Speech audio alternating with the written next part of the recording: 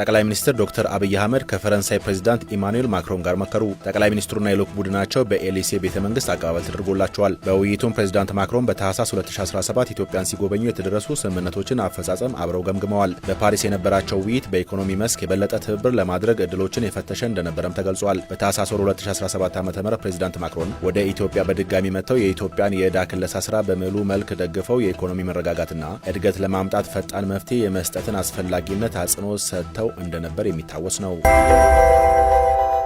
የኢትዮጵያ ፌዴራል ፖሊስ 47 ተጠርጣሪ የጤና ባለሙያዎችን በቁጥጥር ስር አውሎ ማጣራት መጀመሩን አስታወቀ። ተጠርጣሪዎቹ የጤና ባለሙያዎች ያነሱትን የደሞዝና የጥቅማ ጥቅም ጥያቄ እንደ ሽፋን በመጠቀም ህገወጥ የስራ ማቆም አድማ በማድረግ ሌሎችም ስራ እንዲያቆሙ ለአድማ በማነሳሳት የታካሚ ህይወት ለሞትና ለአደጋ እንዲጋለጥ በማድረግ ሁከትና ብጥብጥ በመፍጠር የተጠረጠሩ ናቸው ተብሏል። ፖሊስ የጤና ባለሙያዎቹ ከመሰል የወንጀል ተግባር እንዲቆጠቡ አሳስቦ ብጥብጥን ለማስፋፋት በሚንቀሳቀሱ ላይ ህጋዊ እርምጃዎችን አጠናክሮ እንደሚቀጥል አሳውቋል።